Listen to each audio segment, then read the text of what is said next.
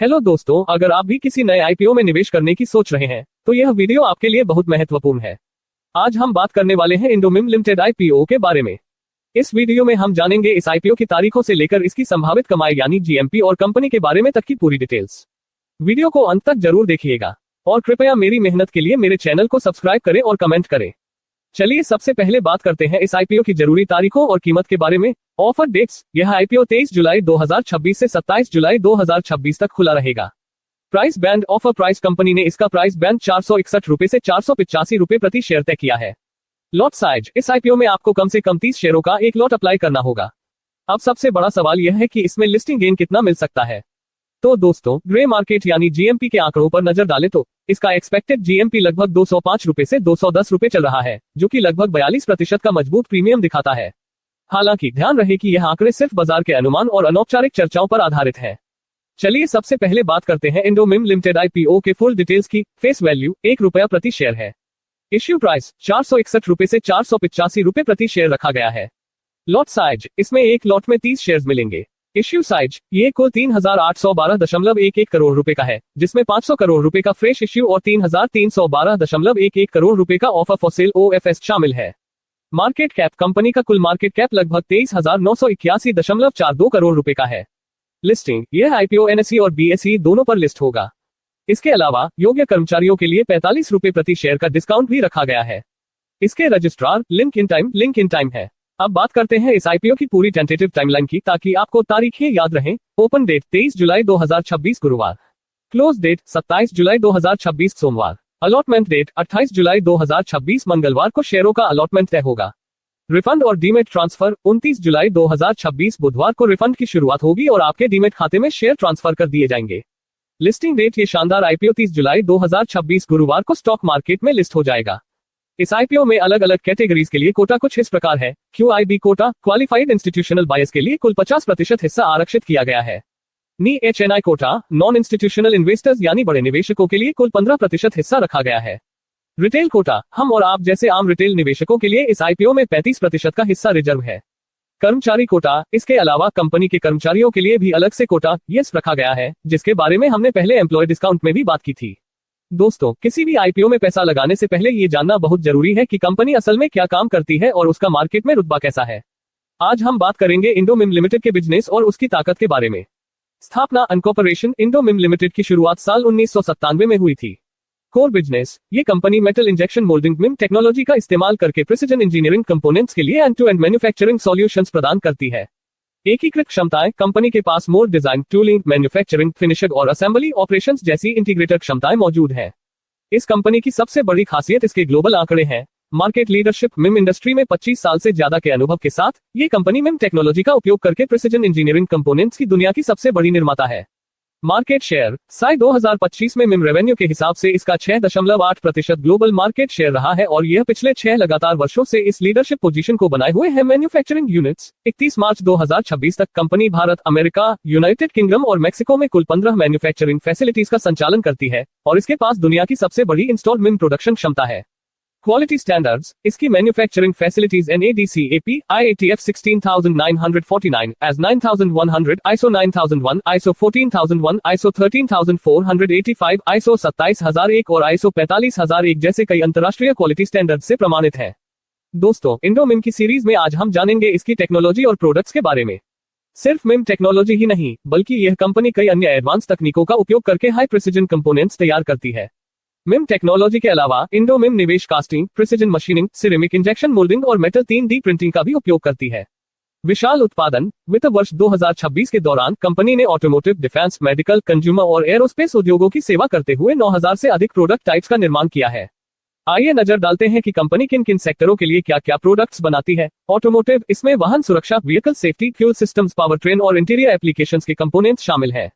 Defence, इसमें firearm components जैसे trigger, hammer और साइट्स शामिल हैं। मेडिकल, इसमें एंडोस्कोपी, लेप्रोस्कोपी, डेंटल रोबोटिक्स और आर्थोपेडिक सर्जिकल डिवाइसेस के लिए कंपोनेंट्स आते हैं। कंज्यूमर, इसमें fashion accessories, cell phone components, tools और हार्डवेयर एप्लीकेशंस शामिल हैं। एरोस्पेस, इसमें OEMs के लिए manifolds, precision housings, adapter nozzle, locking rings, cleavage और ब्रैकेट शामिल है। कंपनी की तकनीकी ताकत यही नहीं रुकती। अलॉय विकल्प, ये कंपनी 80 से अधिक अलॉय विकल्प प्रदान करती है। नया विकास, इसके पास हर महीने 45 से 50 नए टूल विकसित करने की क्षमता है, जिससे नए प्रोडक्ट्स को तेजी से मार्केट में उतारने में मदद मिलती है। दोस्तों, इंडोमिन की सीरीज में आज हम बात करेंगे इसके ग्लोबल कस्टमर बेस, कर्मचारियों की संख्या और इस बिजनेस की सबसे बड़ी ताकत यानी एंट्री बैरियर्स के बारे में। ग्लोबल प्रेजेंस, ये कंपनी उत्तरी अमेरिका, यूरोप और दक्षिण पूर्व एशिया में दुनिया भर के 1100 से अधिक ग्राहकों को अपनी सेवाएं देती है। सेल्स ऑफिस चीन, जर्मनी और संयुक्त राज्य अमेरिका में इसके सेल्स ऑफिस हैं, साथ ही कई देशों में सेल्स रिप्रेजेंटेटिव भी मौजूद हैं। रिपीट कस्टमर्स, इंडोमिन के कई भारतीय और वैश्विक OEMs के साथ लंबे समय से रिश्ते हैं। वित्त वर्ष 2026 में इसके पुराने और रिपीट ग्राहकों ने ऑपरेशन से होने वाले कुल रेवेन्यू में 91.60% यानी 38,406 रुपए और 18 पैसे मिलियन का योगदान दिया है। नए ग्राहक, इसी अवधि के दौरान कंपनी को नए ग्राहकों से 3,523 रुपए और 67 पैसे मिलियन का रेवेन्यू प्राप्त हुआ है। मैन पावर की बात करें तो फुल टाइम स्टाफ 31 मार्च 2026 तक भारत में इसके पास 4,424 स्थायी कर्मचारी थे।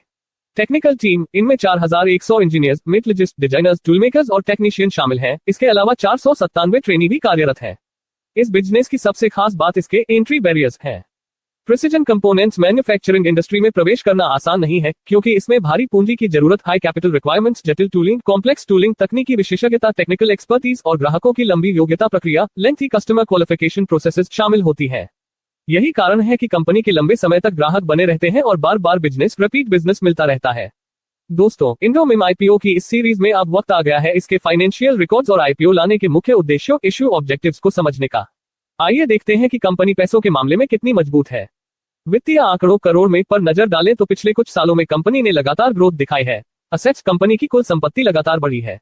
31 मार्च 2026 तक ये बढ़कर 4,897.33 करोड़ रुपए हो गई है, जो 31 मार्च 2025 में 4,140.84 करोड़ रुपए थी। रेवेन्यू, कंपनी का रेवेन्यू साल दर साल मजबूत हुआ है। वित्त वर्ष 2026 में यह बढ़कर 4,320.70 करोड़ रुपए पहुंच गया, जबकि 2025 में यह 3,373.97 करोड़ रुपए था। प्रॉफिट आफ्टर टैक्स, शुद्ध लाभ की बात करें तो 31 मार्च 2026 को समाप्त वर्ष में कंपनी ने 533.54 करोड़ रुपए का शानदार मुनाफा कमाया है, जो पिछले साल यानी 2025 में 423.73 करोड़ रुपए था। नेट वर्थ और रिजर्व्स, कंपनी की नेट वर्थ बढ़कर 2,819.55 करोड़ रुपए हो गई है और रिजर्व्स और सरप्लस 2,771.13 करोड़ रुपए है। कुल कर्ज, टोटल बोरोइंग 31 मार्च 2026 तक कंपनी पर कुल उधार घटकर 1,090.48 करोड़ रुपए रह गया है, जो 2025 में 1,247.20 करोड़ रुपए था। अब सवाल यह है कि कंपनी इस IPO से मिलने वाले पैसों का इस्तेमाल कहां करेगी। इसके मुख्य उद्देश्य दो हैं। कर्ज चुकाना, कंपनी अपने ऊपर मौजूद कर्जों में से करीब 400 करोड़ रुपए का भुगतान पूरा या आंशिक रूप से करने के लिए इस राशि का उपयोग करेगी। जनरल कॉर्पोरेट पर्पसेस, बाकी बचे फंड्स का इस्तेमाल सामान्य कॉर्पोरेट जरूरतों को पूरा करने के लिए किया जाएगा। तो दोस्तों, बढ़ते रेवेन्यू, शानदार मुनाफे और कर्ज चुकाने की योजना के साथ इंडोमिन का ये फाइनेंशियल ट्रैक रिकॉर्ड काफी ठोस नजर आता है। दोस्तों, इंडोमिन IPO की इस सीरीज में आज हम बात करेंगे इसके प्रमोटर्स, शेयर होल्डिंग में होने वाले बदलाव और इस IPO को मैनेज करने वाले लीड मैनेजर्स के बारे में। प्री इश्यू होल्डिंग, IPO आने से पहले प्रमोटर्स के पास कंपनी की कुल 92.94% हिस्सेदारी है। पोस्ट इश्यू होल्डिंग, IPO के बाद प्रमोटर्स की यह हिस्सेदारी घटकर 77.65% रह जाएगी। प्रमोटर्स के नाम, कंपनी के मुख्य प्रमोटर्स में green meadows investments limited, Krishna Chivukula junior, Krishna Chivukula junior, Raj Chivukula और जगदम्बा चंद्रशेखर शामिल हैं। इस बड़े IPO को संभालने के लिए देश के जाने माने बैंकरों को लीड मैनेजर के रूप में नियुक्त किया गया है। HDFC bank limited, axis capital limited, ICICI securities limited, Kotak Mahindra capital company limited, SB capital markets limited.